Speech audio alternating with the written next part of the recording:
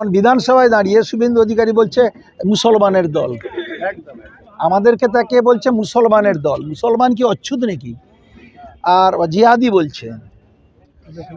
মসিরহাটে মসজিদের উপরে নোংরা ছুড়ে দিচ্ছে, ধুলা করে সাম্প্রদায়িক দাঙ্গা লাগাবার চেষ্টা করছে। তো এই কিছু রাজনৈতিক নেতৃত্ব তাদের স্বার্থ সিদ্ধি করবার জন্য এই মুসলমানদের হেয় করে হিন্দুদের ঐক্যবদ্ধ করবে, এটা কখনো অসম্ভব ব্যাপার। এটা কখনো বাংলায় কখনো হবে না। যারা আমরাও তো হিন্দু, আমরা হিন্দুদের মধ্যে তো যে কয়েকটা চরিত্র থাকা দরকার, আর যারা বলছে বিরোধী দলনেতা তার মধ্যে একটা গুণ তার মধ্যে নেই, একটা সততা। প্রথম কথাটা হচ্ছে সততা, সে তো একবারে অসৎ ব্যক্তি। কলকাতা থেকে জেলা সর্বত্র কিন্তু একটা পোস্টার দেখা যাচ্ছে যে হিন্দু হিন্দু ভাই ভাই, হিন্দু এক হও বলছে, সব হিন্দু এক হও, এই বার্তাটা দিচ্ছে। তাকে কি হিন্দুর ও কি শুভেন্দুর কি হিন্দুর বা ভারতীয় জনতা পার্টি হিন্দুর কি একবারে ইজারা নিয়েছে নাকি? ভারতবর্ষের হিন্দুর মানুষের কি ইজারা ভারতীয় জনতা পার্টিকে দেওয়া হয়েছে নাকি?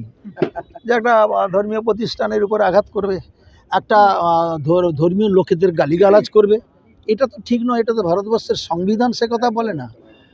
সেই জন্যেই ভেদাভেদটা করতে চাইছে। ও ভেবেছে বোধহয় আমি মুসলমানকে গাল দিলে হিন্দুরা এক হয়ে যাবে। অত সোজা কথা নয়। আমরাও তো হিন্দুর ছেলে, আমরাও তো বুঝি যে আমাদের কি হয় না হয়। আমাদের পাশে আমরা যখন বিপদে পড়ি, মুসলিম লোকেরা তো আমাদের পাশে দাঁড়ায়। আমার প্রতিবেশী তো মুসলিম, আমরা মুসলিমদের বাড়িতে গিয়ে খাওয়া দাওয়া করি, তাহলে তারাও আমাদের বাড়িতে খাওয়া দাওয়া করে। তার এই সম্পর্ক ভেঙে দেওয়ার তো কোনো মানে হয় নাকি? আগামী 6 এপ্রিল রামনবমী, তো সেক্ষেত্রে কি কোনো অশান্তির আছে?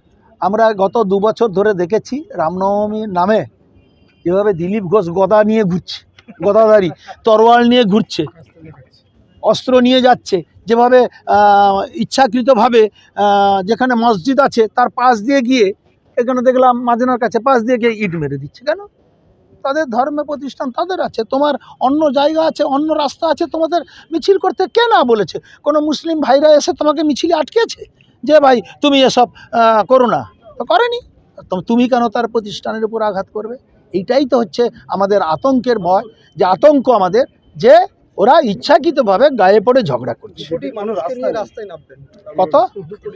2 কোটি? 2 কোটি মানুষ ও কটা সংখ্যা হয় জানে? ডান দিকে কটা সংখ্যা বসালে জানে? একটা শূন্য বাদ দিলে 20 লাখ, আর একটা শূন্য বাদ দিলে 20,000। ওই 20,000 লোককে নিয়ে নামবে। রামনবমীতে কি আপনারা কি মিছিলে হাঁটবেন? আমরা তো রামনবমী পালন করি, আমরা তো ওভাবে করি না। আমরা রামনবমী পালন করি, আমরা পুজো অর্চনা করে রামনবমী শেষ করি। মানুষের আত্মার মধ্যে শ্রদ্ধা, মিছিল করে গদা দিয়ে রামকে শ্রদ্ধা জানানো যায় না।